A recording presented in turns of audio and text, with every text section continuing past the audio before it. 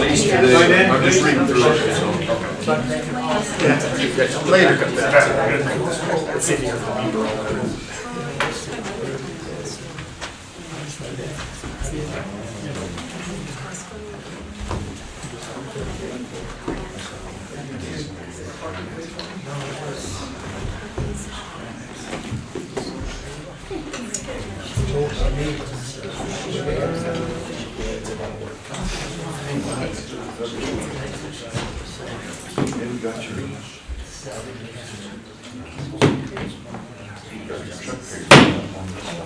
I'd like to call the February 25th meeting of Price City Council to order at 5:30 p.m. And would everybody, again, please join me for the Pledge of Allegiance. I pledge allegiance to the flag of the United States of America and to the republic for which it stands, one nation, under God, indivisible, with liberty and justice for all. Let the roll call show that Russell Seeley has been asked to be excused and all other members are present. I'll turn the time over to Councilmember Urbanik for safety seconds. All right, so we've talked a lot about pedestrian safety lately, and we've put a lot of the emphasis on the drivers. But I just wanted to share that safety on our streets is a shared responsibility between drivers and pedestrians.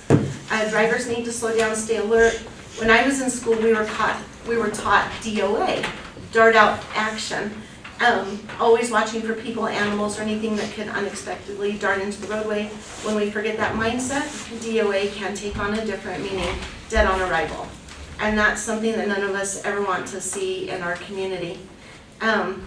Slowing down and paying attention truly saves lives. At the same time, pedestrians also play a role. So using crosswalks, staying visible, being aware of oncoming traffic helps drivers react in time. And if everyone just takes a little bit more time, drivers slowing down and pedestrians staying alert, we can prevent accidents and protect lives. Safety works best when we all do our part. Thank you. All right, moving on to general business.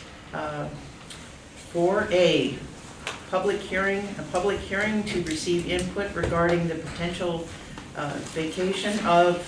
vacating of Price Business and Industrial Park Subdivision located along 1900 East between Airport Road and 300 North. So you need a motion to open with announce the time. I'll make a motion to open the public hearing at 5:32 p.m. I'll second. Okay, I have a motion and a second. All in favor? Aye. All right. Who is going to speak to this? Okay,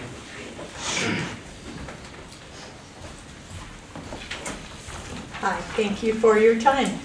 I'm Kim Martino, representing property that my husband and I own, and property that my father owns. He's not able to attend for health reasons.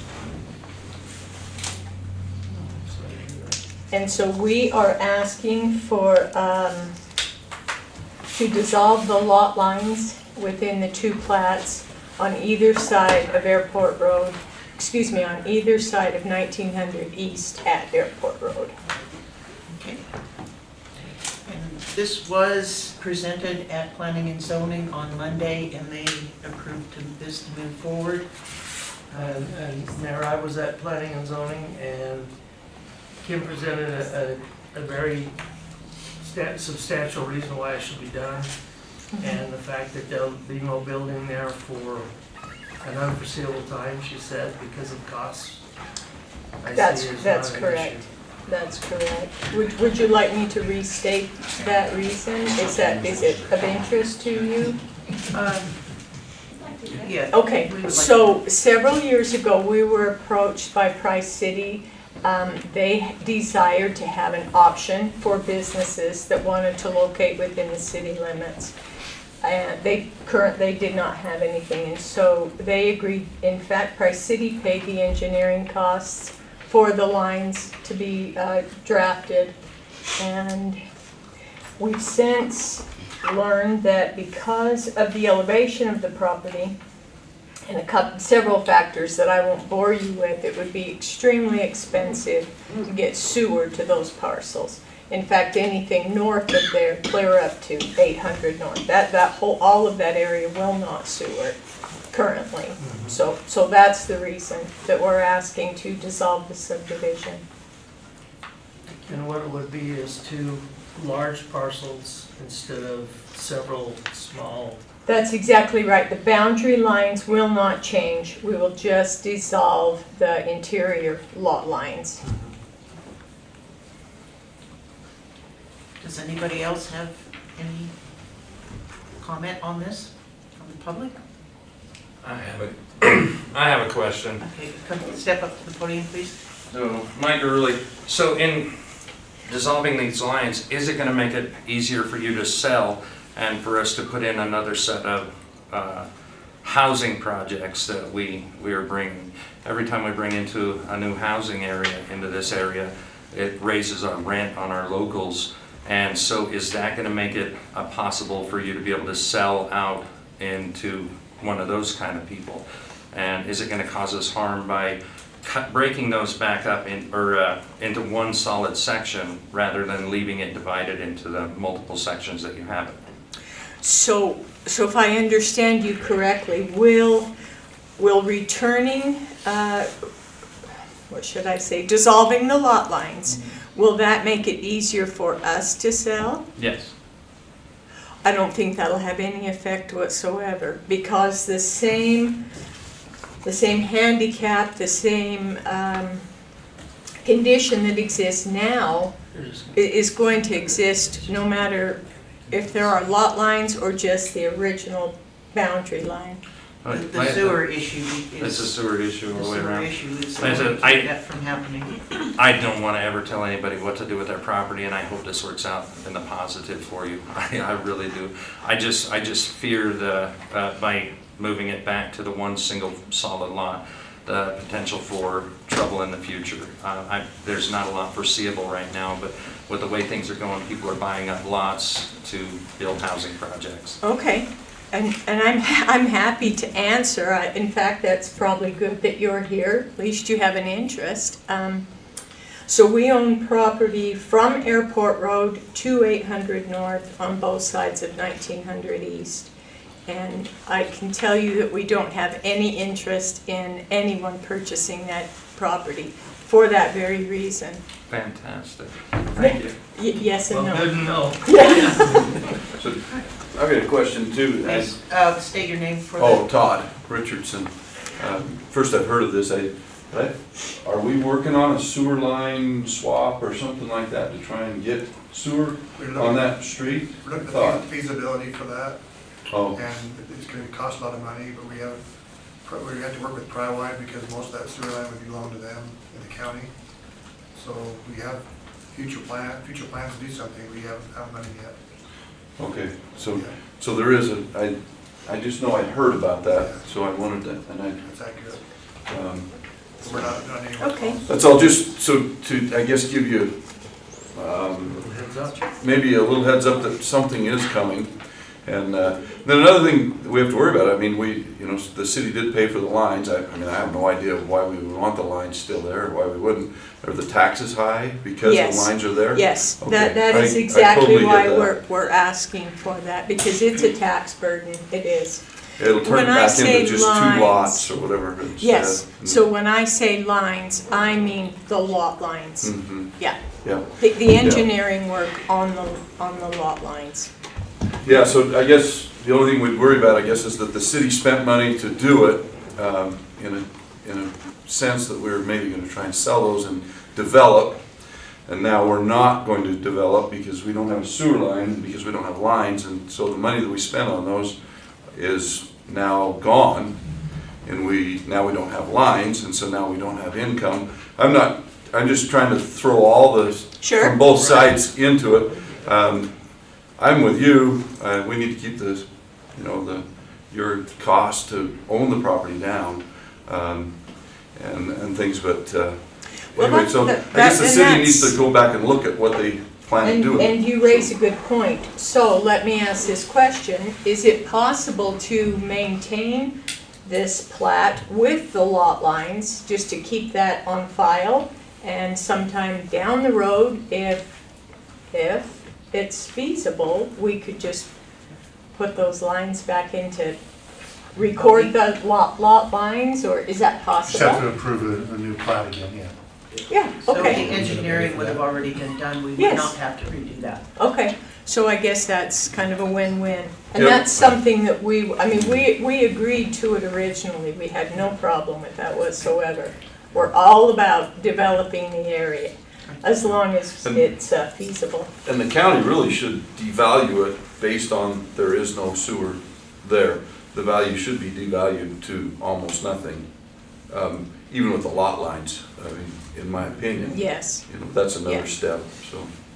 And we've made that appeal for several years, but, It worked. yeah, anyway. Any other discussion? No. I would have the motion to close the public hearing. I move we close the public hearing, move into regular session. All right. Second. All right, then, thank you very much. Ordinance number 26-02, consideration and proper possible approval of an ordinance vacating the Price Business and Industrial Park Subdivision plat between Airport Road and 300 North at 1900 East Airport Road in Price, Utah. Do I hear a motion? I will make that motion to approve this ordinance. Do I have a second? I'll second. I have a motion and a second. All in favor? Aye. Motion passes. All right, thank you. All right, item 4C, auditorium use and fee waiver request. Emily Sanders from Castle Country Acting Company will request for the use of the civic auditorium and a fee waiver.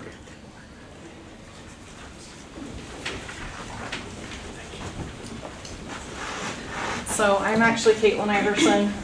Emily is my business partner. She is on a cruise right now, so she's not able to be here tonight, but she was the one who contacted you guys. So thank you for giving us time, and I've got lots of supporters here tonight. So I am the founder and director of the Castle Country Acting Company. The Castle Country Acting Company is a youth theater education program based here in Price. And I started the company in 2009 when I moved here and realized that there was no formal theater production education for children in the area. I grew up acting in a children's theater company. We traveled all over Utah and performed at the Shakespearean Festival multiple times, and that really impacted my life. And so when I moved here, I felt like that was something I could bring to this community that we didn't have here. In the past 17 years, we have worked with hundreds of youth from Carbon and Emery counties. We've produced 14 senior and 7 junior productions. Many of our actors have grown up with us. Some have started as young as 3, returning year after year, and the skills they learn go far beyond the stage. They have learned discipline, teamwork, confidence, responsibility, and creative problem solving. For the past 5 years, we have been grateful to use the Price City Auditorium.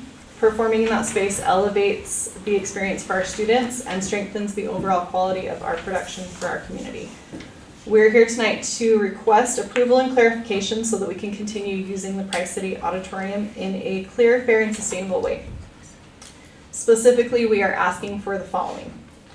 While we understand that staff must be compensated for time spent outside of their regular working hours, we respectfully request that the auditorium fee be waived for our summer productions. While we are structured as a small business, not a nonprofit, we do not operate for profit.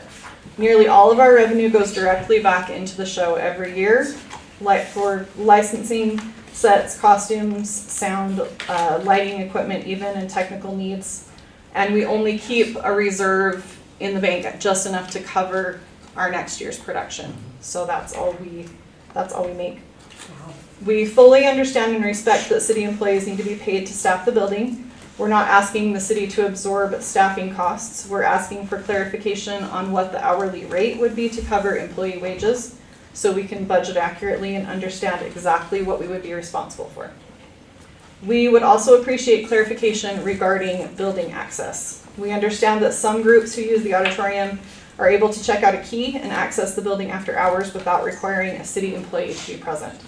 We're not assuming entitlement to that privilege, but we would like to understand what qualifications or requirements we would have to meet in order to have similar access. If there are specific agreements, procedures, or expectations that need to be met, we're willing to review those and determine whether we're able to comply with those. Our goal is simply to understand the policy and whether that option could be available to us as well. At this time, we'd also like to request access to use the auditorium on Thursdays, now that the Culture Connection is not using it anymore. During our production period, that additional day is important for rehearsals and preparation and would significantly strengthen our performance week. Finally, we would like clarification regarding fairness in stage use and storage. If we are paying for the space, it's difficult to understand why other groups who use it at no cost are able to keep their items stored on the stage, which severely limits the space we have available during our scheduled time. It also creates an uncomfortable situation where their items cannot be moved or touched without someone feeling upset. We need a functional stage to rehearse safely and effectively. To be clear, we don't mind sharing the space.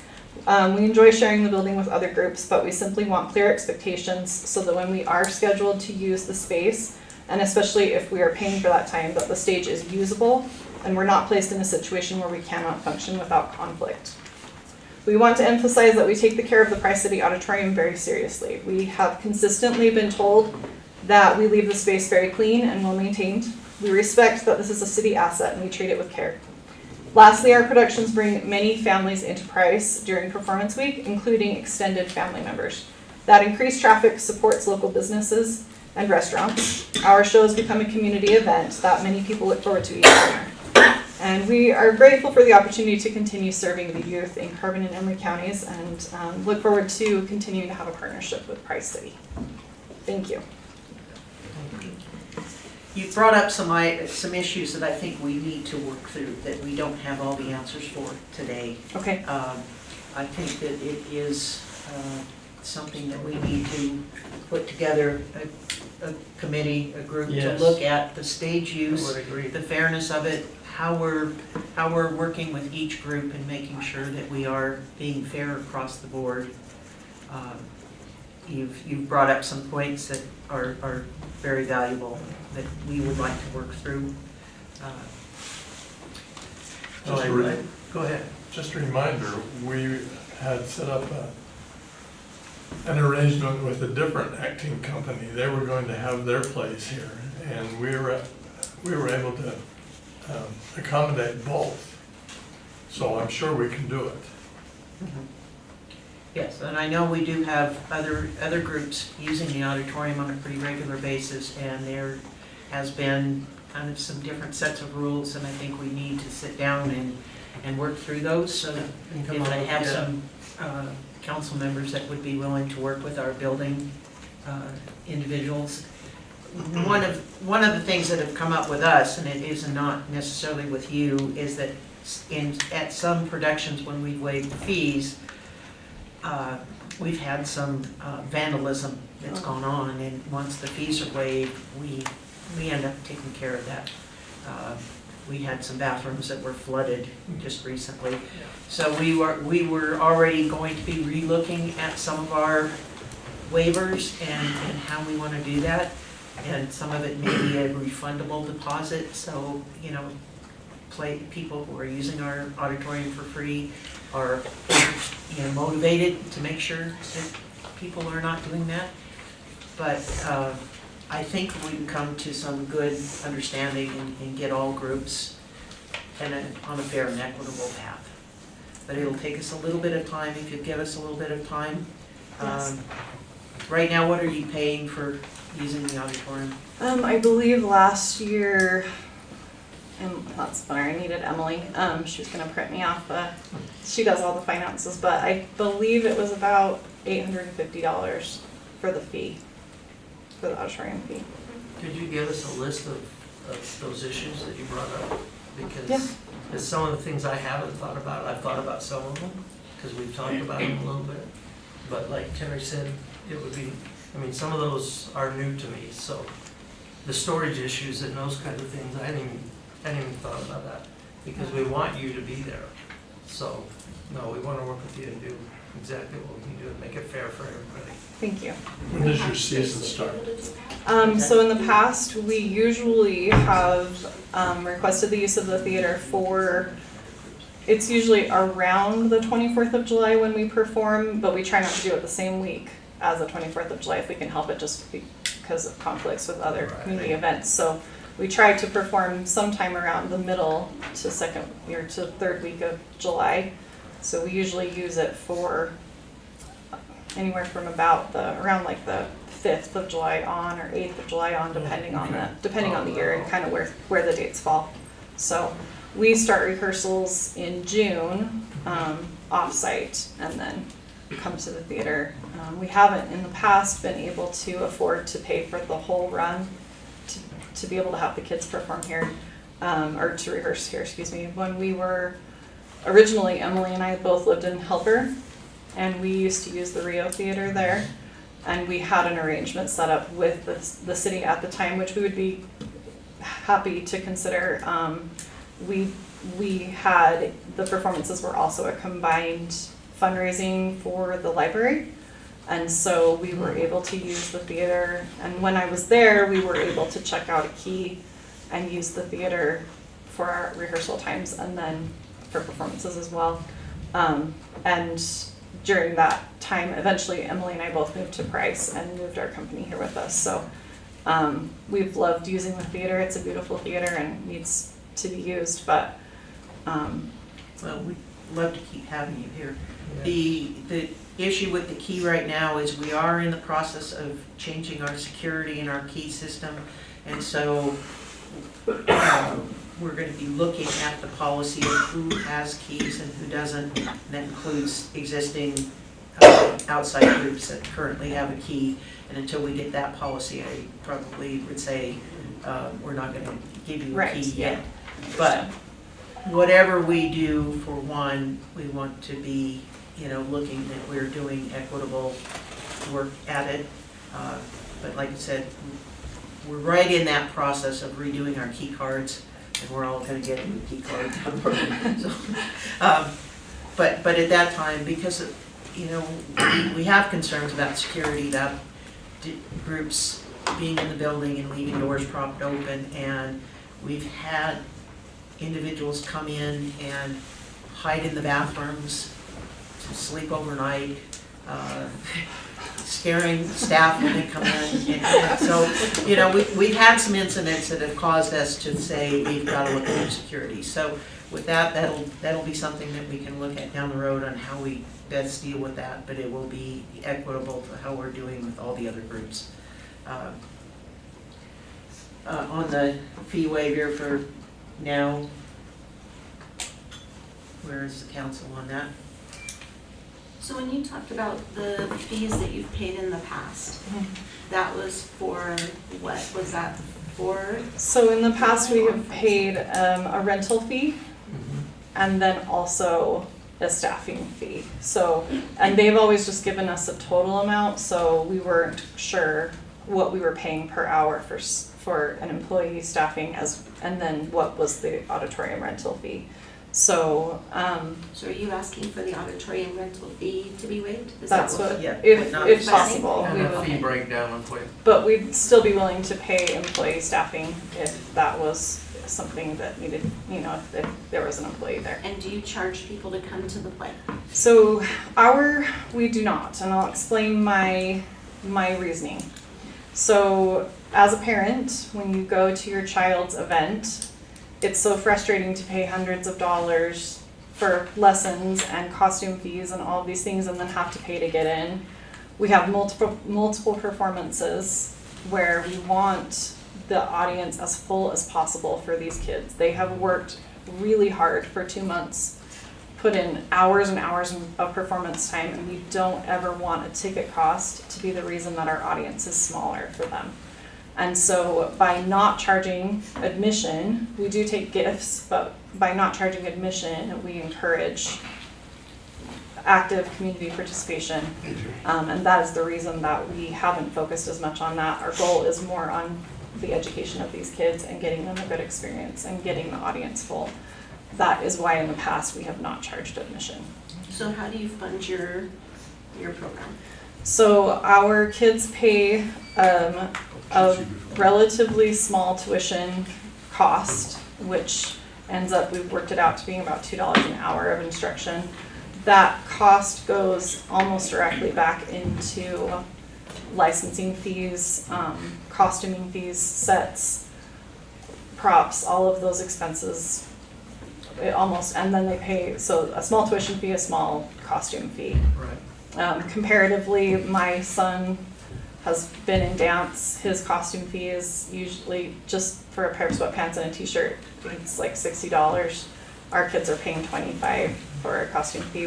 We keep all of the costumes and recycle them in order to keep those costs low. So we've done everything we can to make it affordable for for families. I don't ever want anyone to feel like they can't afford to do the program, and so that and then combined with gifts, we have also sold items in the past to help raise money to pay for this. Fundraisers, things like that. Yeah, done things like that. We have tried to do sponsorships in the past and have had at times had Castleview and other people sponsor us. That has been something we've done some years when we needed a little bit of extra money to make it up in order to pay the costs. So.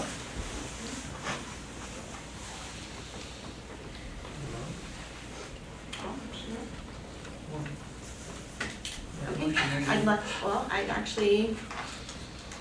I'd like to make a motion that we waive the fee of the use of the building for this year's production. Second. So other than, just to clarify, other The than the, rental just of the the rental. building, right, not the not staffing and stuff.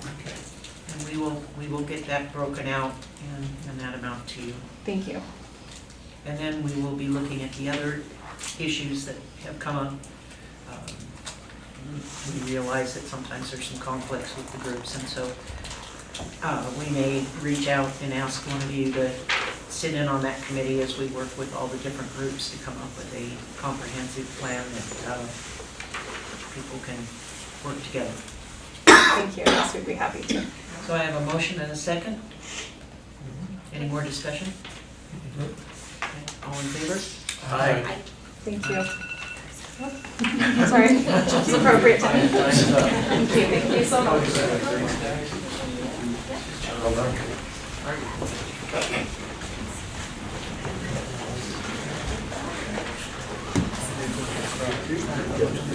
All right, moving on.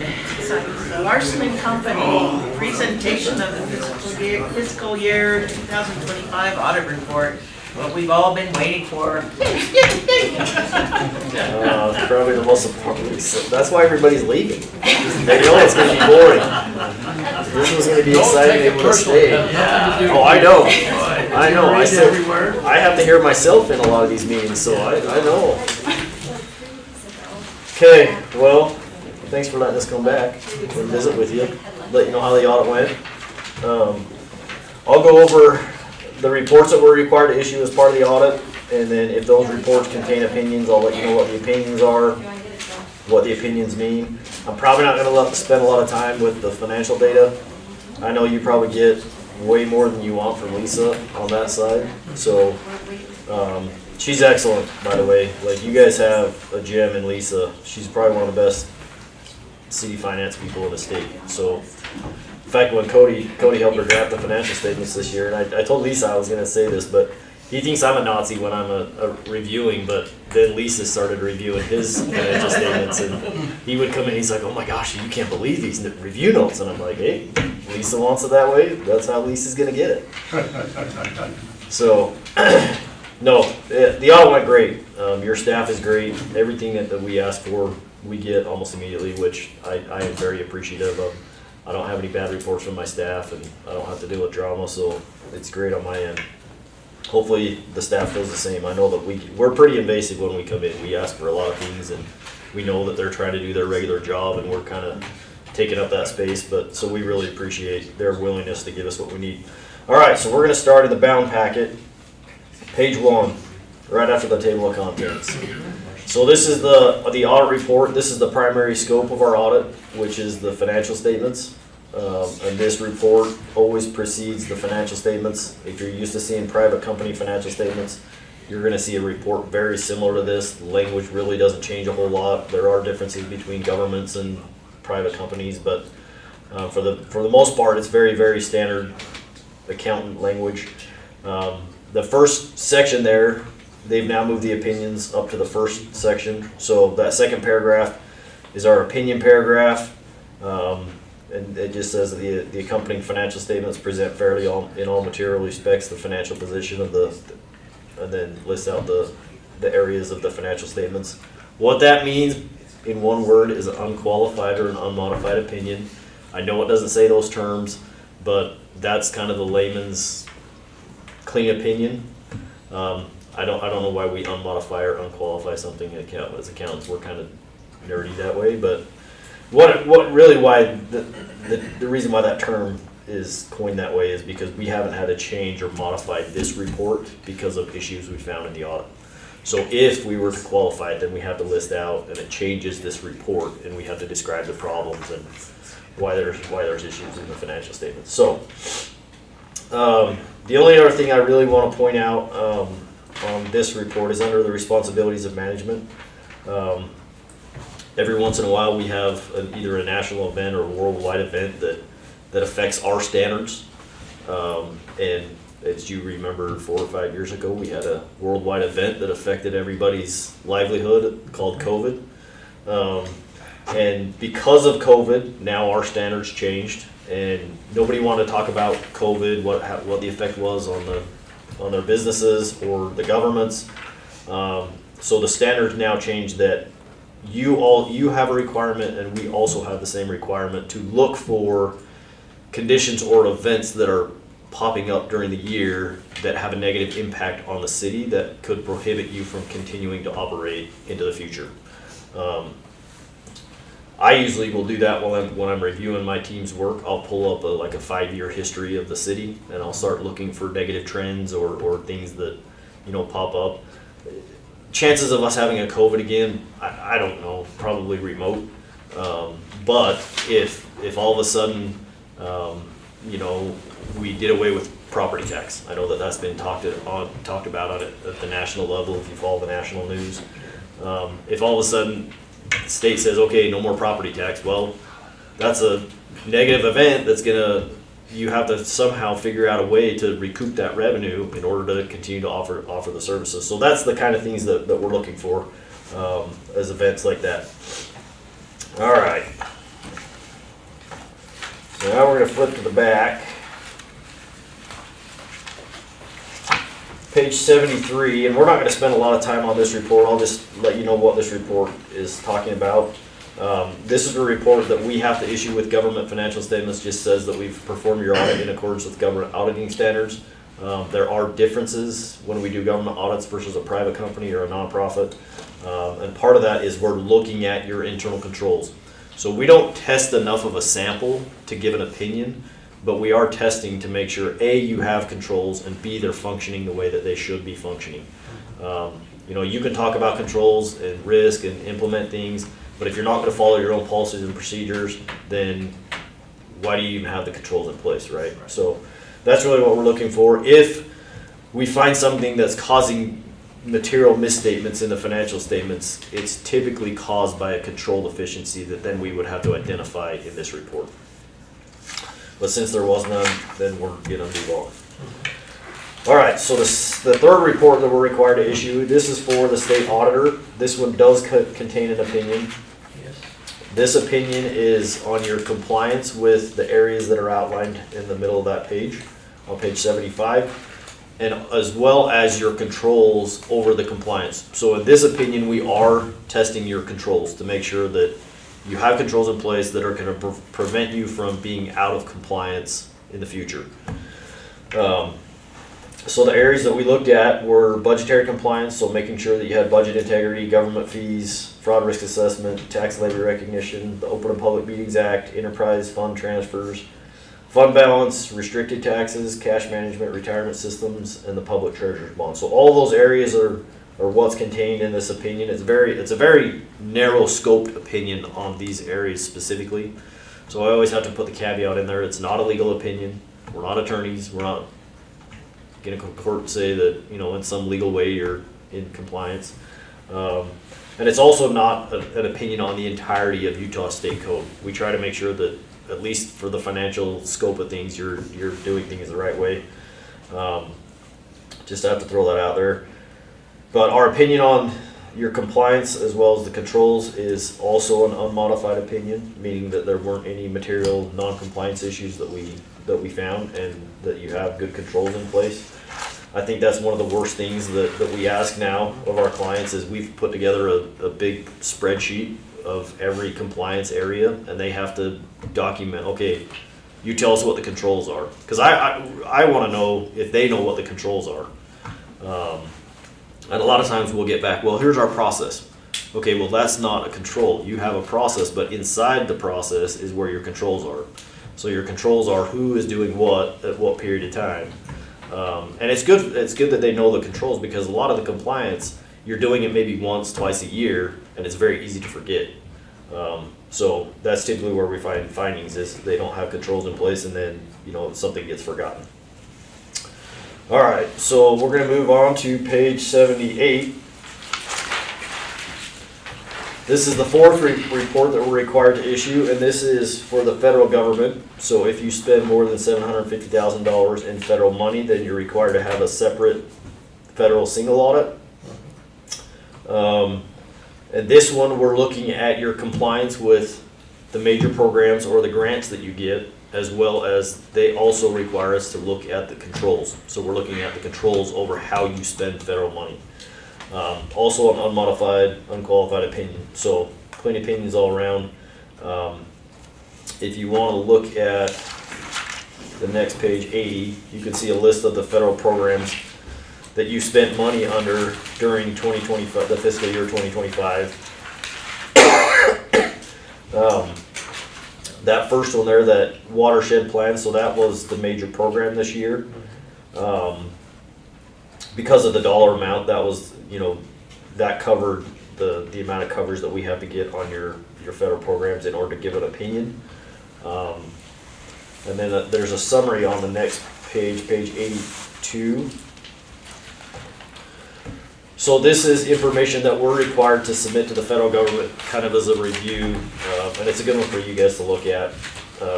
So the first, number one, talks about the financial statement audit is an unmodified opinion. Number two, there's no reportable conditions related to the financial statement audit. Number three, no areas of non-compliance related to the financial statements were identified. Number four, no material weaknesses related to the audit of major programs. So that would be your federal single audit. And then it was also an unmodified opinion for the federal award programs. You can see the major programs that we tested was the watershed plan. And then number 9, I get questioned on this a lot. You're either considered low risk or not low risk. It doesn't mean that you're high risk. It just, that's the way they term, I don't know how to say that. That's the terminology with the federal government, is that you're either low risk, and how you get to be low risk is you have to have consecutive federal single audits for at least 3 years. And then in the prior 2 years, it has to be filed on time, and there can be no findings either on the financial statements or on the federal award side. That's how you get to be low risk. Really, it doesn't mean anything to the city other than what it means to us is if you're not low risk, we have to have a higher amount of coverage on your federal awards, so we have to test more as part of our single audit if you're not considered low risk. All right, so then in page 83, just a list of our findings, and you can see that there weren't any findings this year, either under the financial statement audit or the federal audit, and none the year before. All right, so this letter, we're gonna jump to this stapled together letter. This is just communication to you guys as a governing body. I'm not gonna spend a lot of time on this. If you do have questions, I'm happy to have phone calls. I just want to point out a couple of things that I get questioned a lot when people go through this. So the first one is the ethical requirements. We're just required to communicate to you guys that we know and understand what the independence requirements are. And we document that as part of our audit. So when we get audited, so we have external people that come and audit our audits. And that's usually the first thing they look at is our documentation of independence. So that onus of responsibility lies with me as the partner to make sure that my team and our firm and me are independent of the city. And then the next one, significant risks identified. So this really doesn't have anything to do with the city other than you're a government entity and we understand the risks associated with government entities. So we don't come up with these entity specific. Some of them are dictated by our standards. So if we look at them, improper revenue recognition, this is according to generally accepted auditing standards, we have to recognize this as a significant risk. This one was a standard change, just like the COVID event. This one had to do with Arthur Anderson and Enron. You guys are old enough to remember that whole debacle. Our standards changed that say we have to recognize it as a significant risk. Cash disbursements, you're a government entity, you're dealing with public funds. And then the last one really has to do with controls and the ability of management to override controls or how you prepare your financial statements.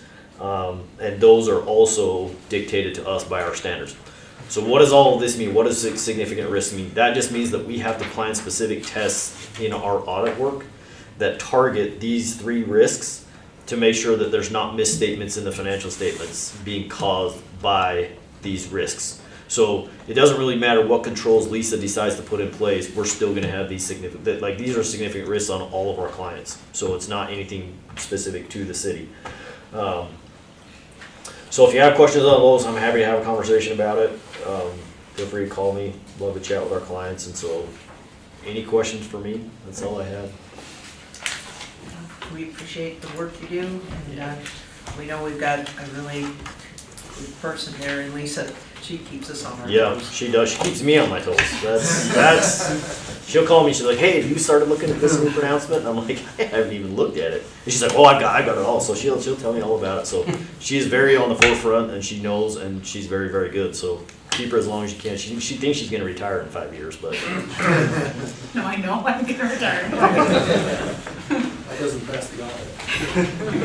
That's a fight. We have to approve her retirement in advance. well, we can qualify the audit right before, so then she has to stay to fix it. There we go, there we go. No, All she does a right. good job. Moving on. Do we need to approve We that? accept the Oh, appropriate. do we have, okay, because it doesn't say here. Accept. Okay, I move that we accept the report as written. Second. I have a motion and a second. All in favor? Aye. All right. All right, and now moving on to 4E, request and qualifications project for 8C 2026 NRCS EWP Stormwater Mitigation. You're on.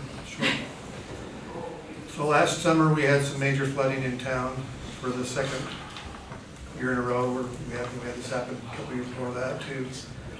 And as a result of that, we had some damage around the north end of town occur, and throughout town a little bit as well. We were able to communicate with the NRCS, their Emergency Watershed Protection Program, which does flooding mitigation projects.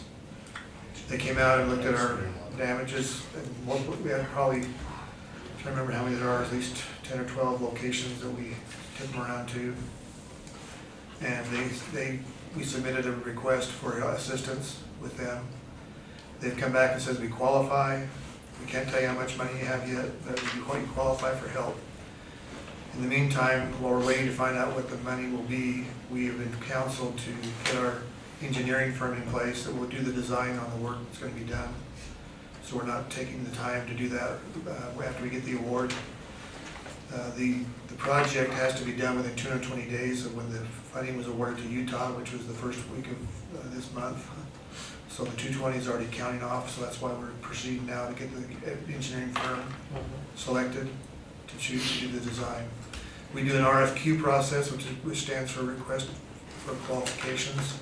It's not a price bidding situation, it's a qualification bidding. They come and, they send us a proposal with their qualifications, their experience in these areas, and their staffing, and how they propose to help us. And they have a committee that makes a selection from those applications on which one we're gonna go with. So this approval tonight is approving the process to move forward, to get that process rolling, to advertise and to seek to get the professional work that we need to have on our staff when that money comes. Most of the damage was up in this Coves area, north end of town.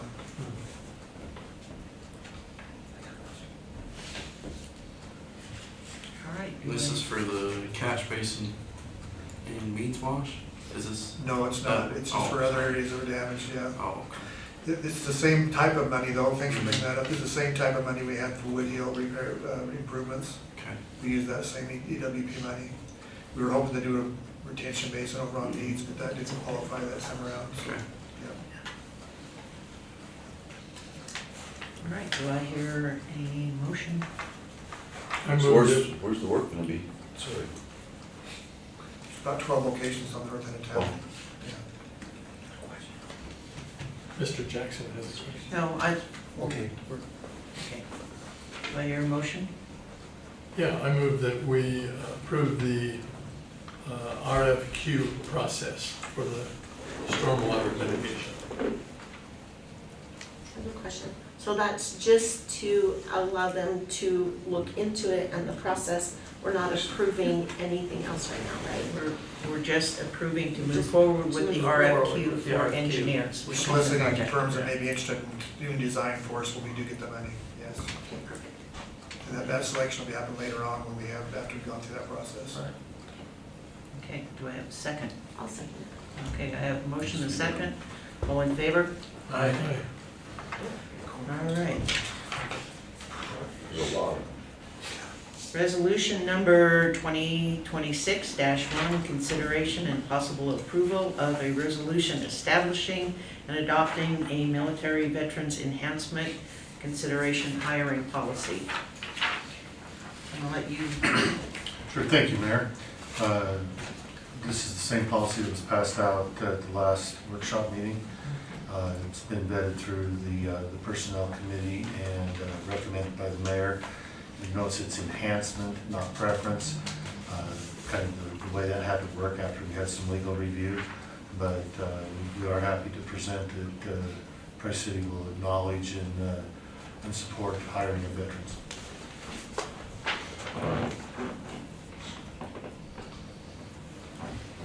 Can I say something on that?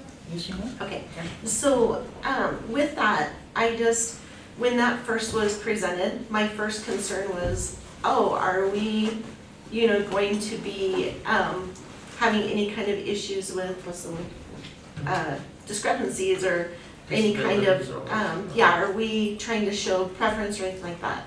And so it was made clear that it's not discriminatory or anything like that. We aren't just saying that we are only supporting veterans, but we definitely will show, we want to be a veteran-friendly city.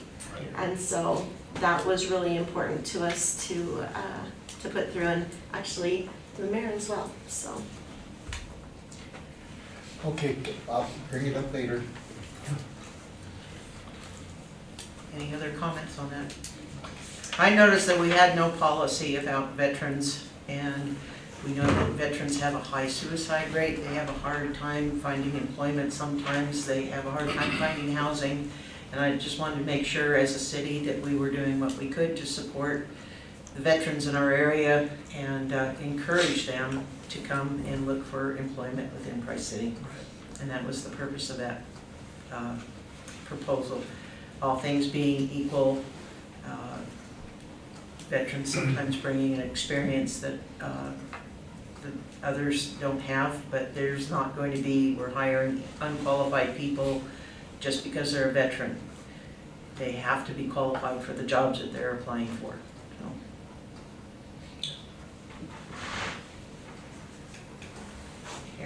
Have a motion. I'll make a motion, we adopt resolution number 2026-1. Second. All in favor? Aye. All right, moving to G, resolution number 2026-2, consideration and possible approval of a resolution of Price City Council authorizing the filing of a quiet title claim by Price City regarding parcel ID 01-1791-000 and related matters. Nick? you're on. Thank you, Mayor. Again, this is the same document that was presented and passed out a couple weeks ago. As you might recall, Price City was donated some property that had fractional ownership.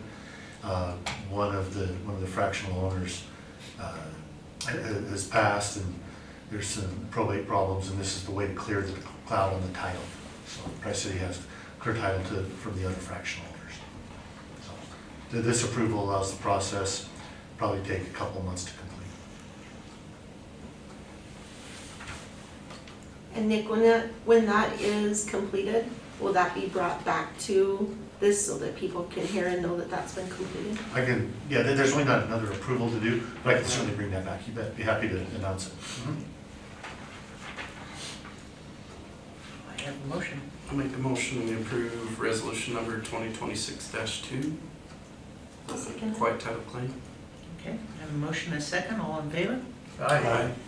All right, moving on to resolution number 2026-3, consideration and possible approval of a resolution authorizing and approving the amended and restated power pooling agreement with Utah Associated Municipal Power Systems and Related Matters, UMS. Nick? Thank you, Mayor. Again, same documents, the process that was presented before. All of the member entities, it's an updated, it's about a 20-plus-year-old document, it's an updated document that all the member communities are going through an approval process on, specifically related to what's called the extended day-ahead markets. There's a thing called the Balancing Authority, which is Pacificorp in this area. They're entering that market, and by extension, everybody else that's in this area goes in that market now. So this is needed to accommodate the assistance they provide us in dealing with those markets and those you bid in, bid out, settlements and things like that.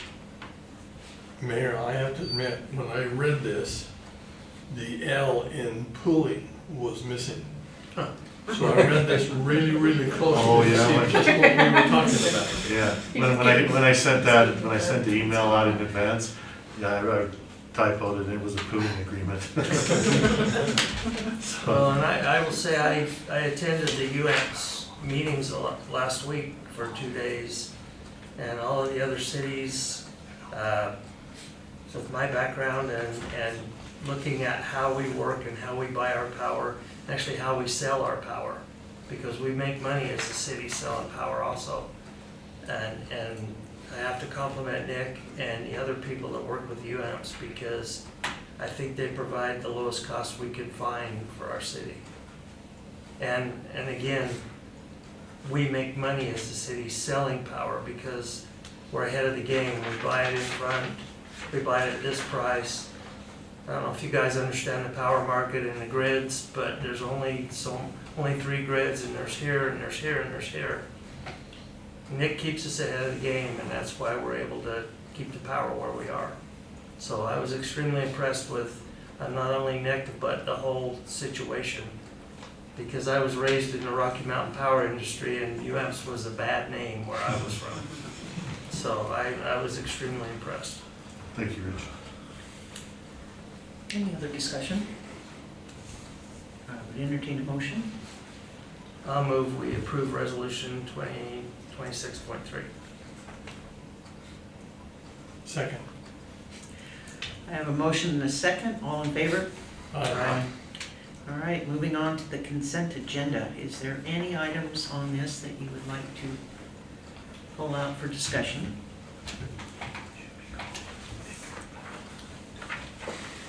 So, can I say something? Because we have more fee waivers again, and I know one is for the I mean, one's for the park, one's for the Peace Gardens. I think, as you said, we need to put together some type of a document that states how we do that for everybody and make sure we're doing it all the same. I agree, I think that should be looked at. I do see that Amanda McIntosh is here. Would you guys like to hear from her for a minute before we pass? Sure. So Amanda, come on up. Sure. You might regret that. No, I'm just kidding. Good evening. Thank you so much for the opportunity to speak to this fee waiver. This will be the, I want to say 8th year that we've held the Hope Walk and the Candlelight Vigil in Price Peace Gardens. And appreciate the opportunity to do that. It's a great way to bring our survivors of suicide loss and families that have been affected by suicide to a central location each year to remember our loved ones and definitely pay respect to the memories that we have of these people.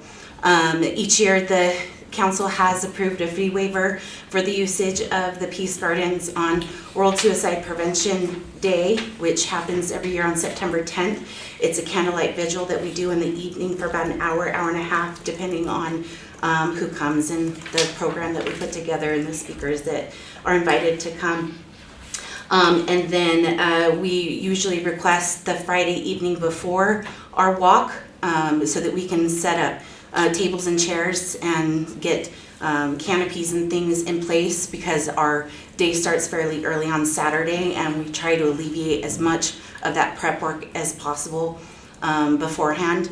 And it would just be very, very nice to have free reign to do that. And I do know that in years past we've requested power, and I think that that's where the real price comes into play, or the waiver comes into play. You know, the events that we put together are for you know, Four Corners Community Behavioral Health in partnership with the Hope Squad of Carbon and Grand counties and in partnership with the American Foundation for Suicide Prevention, all of which are nonprofit organizations, so we don't necessarily have a ton of money. However, I do realize that the fees are requested a lot to be waived, and if I need to be a part of the new wave of resolutions that come of that, I'd be more than happy to come to the table and speak to our need of the park. It's a ways away, but about a week I know. ahead- Look how on time I am. I'm not coming to you in I'd say August. About a week ahead, remind me about the power, because it was all late, but then we. It was like 3 years ago. Didn't get it turned on. It didn't get turned on, Yeah. but Nick, right, I'd that say evening, just kind of Okay. remind me about a week ahead, and I'll double check on that for you. I can do that, absolutely, thank you, sir. I know. Don't worry. Yes, Have you checked the dates with the city yet to know that the park is available? yes. Right, I did that. With Shiloh, have you checked with Shiloh? I've never had to check with Shiloh before. She's Peace Gardens. Yeah, I've never had to check with her. I'm more than happy to, but in all the years that I've been doing it, I've never had to. Well, we just need to make sure that somebody doesn't already have it reserved for Sure. a wedding or a reception or some kind of Sure. reunion or something like I that. can absolutely do that. Peace Gardens, not the park. Oh, this is the The Peace Peace Gardens. Gardens. Why did I think Yes. this- Oh, this, the other one's. Yes, Park. and we usually bring in our own porta potties. That's one of the sponsorships that we receive for our events. I got poop last year. That's where the poo came in.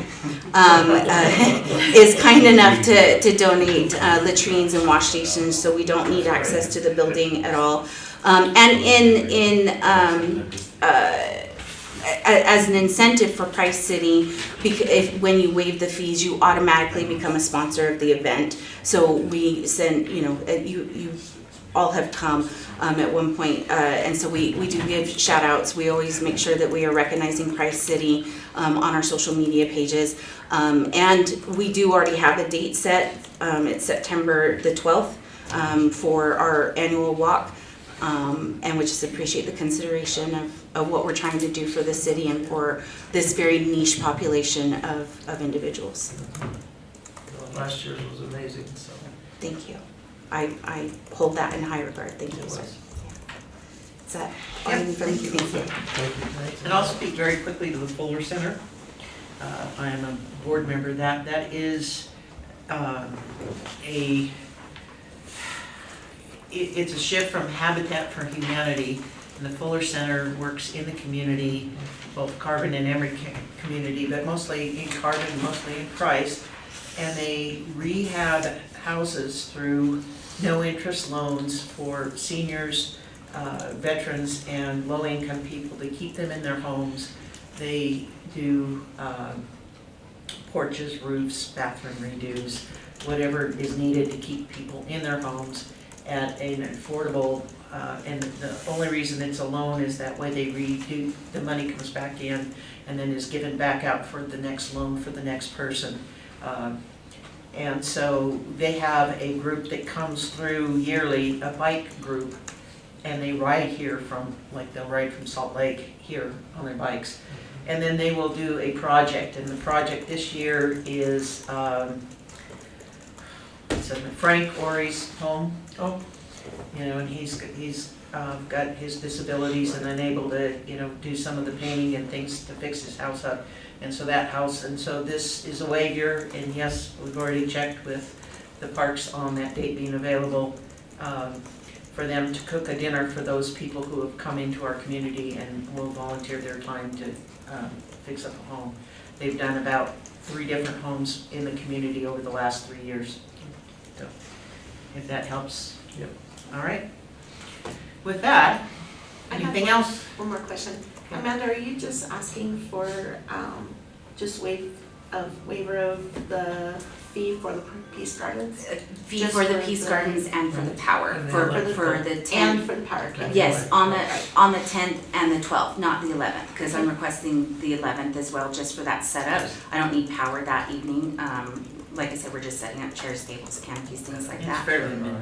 It's very That's what I was minimal, saying, is for what, microphone and stuff? Microphone speakers, we have the ambassadors for Hope Choir come, or have come for the last couple of years, to utilize that prevention programming as well, you know, getting messages to our youth.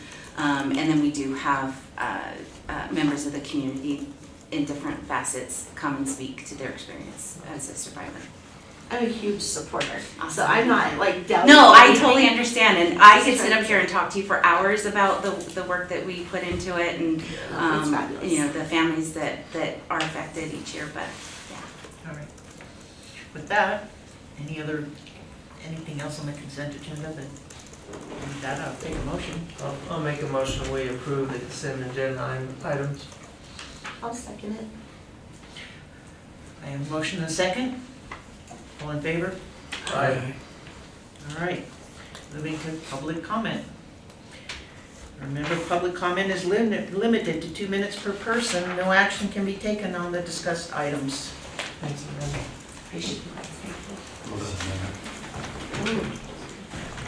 How are you guys today? Good, how are you? Fantastic. Mike Garuli. You're gonna get to see me a lot more. I got 2 things I really want to discuss. One is you had UDOT set up to come in a couple of weeks ago, and they did not make it. Do we have a request for them to come Yes, again? they will be here next meeting on the 11th. Fantastic. Because a lot of our frustration and our concerns could actually be addressed by them rather than by you, because the roads that we're talking about are regulated by UDOT. And so having them back, they are coming. So that way we can try to get a little more understanding with them. My second one is, we've all seen the protests going on around this country. The right to peaceably assemble is protected by the First Amendment of our Constitution, and I fully support everyone's right to do so. We have seen our community join in and gather on Main Street to exercise those rights and their opinions. The weather is going to be getting better, and we're going to see more of these young people coming out to exercise these rights. My concern is, what are we doing to protect the safety of all? My main concern is, oh, sorry, I missed my spot. The last one we had on Main Street, there were quite a few people down here on Main Street, and as I was parked out front watching, I try to walk up and talk to the people, even if they are opposing group, if I oppose their opinion. I walk up and I just try to thank them for exercising their First Amendment right. Well, while I'm standing there, a little pickup truck came running up, and they were disagreeing with the people that were gathered. And they started shouting stuff at their window. He did come up at a low rate of speed, but he pulled up right in front of the parking stalls and stopped right there just to be able to yell stuff back and forth. Well, that agitated some of the crowd, so they stepped off the curb as he's still moving and coming into that area, and they were just, we had some banter back and forth. Luckily, nobody got hurt, nobody got injured, and he continued on his way. I sat there and watched for a good hour, hour and a half, and this happened multiple times. And not blaming you guys for anything, but I didn't see any police officers parked anywhere nearby. I didn't see anybody out there kind of keeping an eye to protect both the rights of the people that are protesting and the people that are coming up to show opposing views. And I want to challenge you guys. I didn't see any of you guys either, but I want to challenge you guys to, even if we have a gathering like that, step outside. Even if we disagree with them, even if they're opposing views, step outside and ask them, make them feel like we're paying attention to them. Let them know that we are listening, we understand. We do not agree, we don't have to agree with you, but we understand that they're excited about something and they're feeling very passionate about it, passionate enough to be able to step onto our streets and exercise their First Amendment right. You know? Thank you. Thanks. I'll give everybody else a chance first. I know, it's your turn. My turn. Wayne Jackson, you guys know me. Can I ask Miles a question? You said the flooding, did you have any streets in the south of the railroad tracks on flooding? Because there's a few that I've noticed walking my dogs when we had that little bit of rain and all that. I'm just curious. You have to look back at the map and see how far south they go. There's some that are in central price too, but I'm not sure how far south they go. Check also 100 south and 100 west. That little bit of snow we got, we had a nice big water puddle, and I had to stop walking because cars were speeding through it, like, you know, splashing water. Is that the one that you sent me the information on? Yes. And there's already a work order? Okay, thank you. Okay, really, I sent out emails to everybody like I usually do. I got 2 replies for council members and 1 from the mayor. And we have 1, 2, 3, 4, 5. So I'm going to ask you, council member, why didn't you reply to my emails? I replied. No, you didn't. Yes, I did. If you did, I look every single day. I replied today to it. Today? Yep. Okay, I haven't checked this Get back afternoon. with you at a workshop like you requested. Okay. But well, what happened this morning, I'm walking down 100 Main Street, trying to cross over from the library to the courthouse. I'm in the middle of the crosswalk. Here's 2 cars passing me, waving at me. I have my dog, I have a bright jacket on, and they're waving at me. Yeah, I try to be safe in the crosswalks because I look, and I judge. But when I'm crossing or any pedestrian is crossing, cars are not stopping.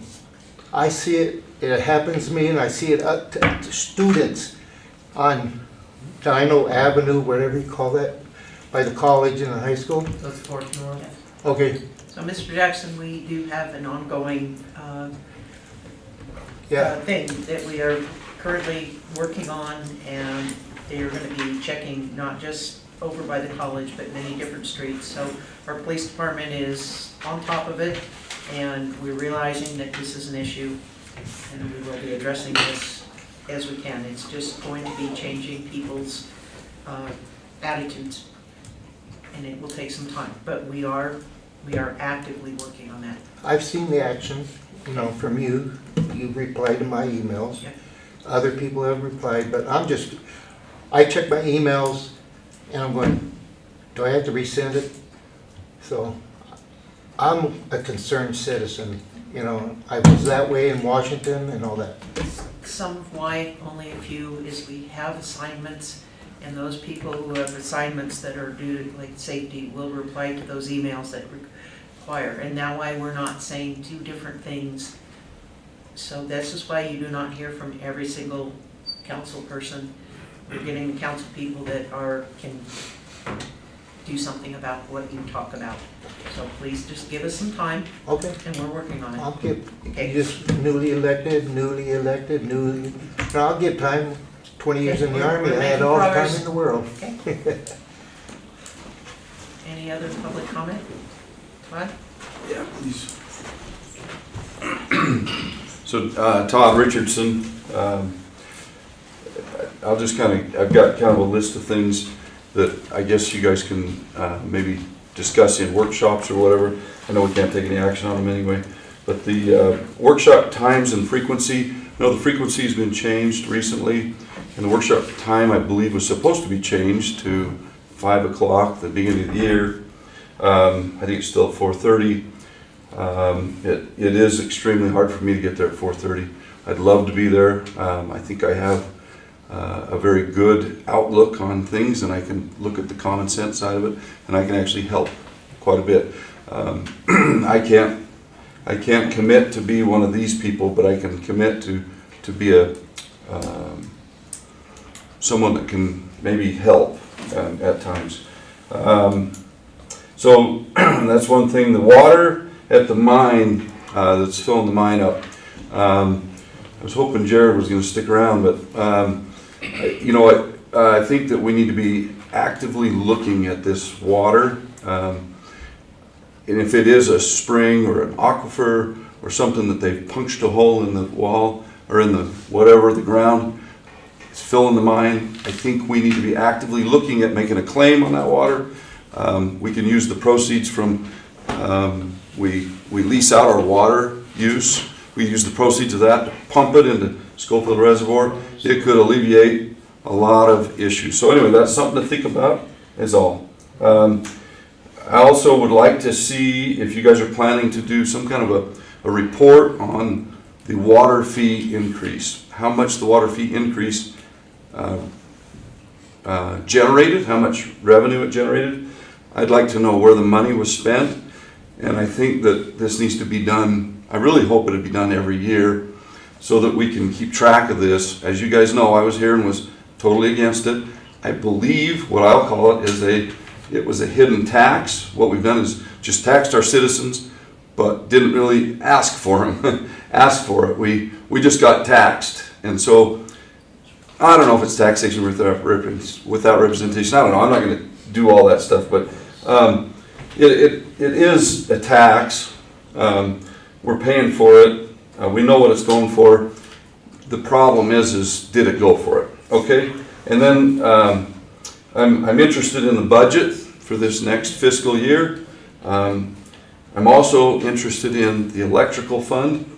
We raised the fee for electricity by 5 cents a few years ago. It was supposedly needed, I guess. So I would like to see what the revenue change was from then to now, and what the cost was versus what we bought for kilowatt hours. Because if it really was just a raise in fees, it is just a tax on the people of Price. And so if it's a tax, it really needs to be put forth towards the people and let's vote on it, in my opinion. So electrical fees, that I'd like to know where we are with that. Did our costs actually increase, or did we not? Did we just make more money so that we can spend more money on the budget, towards the budget? Because as you know, it's a sore spot for me too.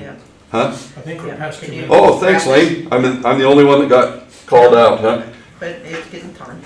So, you have very many more? Let's see here. Nope, that's it. Okay. Wow. Thanks, Lane. Sure. Appreciate you. Anybody else? Any other public? All right, with that. Do we have any unfinished business? I'm taking one. Yes. Have we heard yet how the engineer report yet for the traffic study that we did up by the college and the high school? It's in draft form right now, we just received it this week, Okay, and we're getting back with them on the corrections and small corrections and stuff on it, to add some typos and things like that. So we're hoping to get that finalized next week and then have a meeting held and follow up on it. okay. Probably meet the next week because the mayor's gonna be gone next week, I believe, so probably we meet a couple weeks from today. All right. I'll take a motion to adjourn. So moved. Second. Motion, meeting ended at 6:44.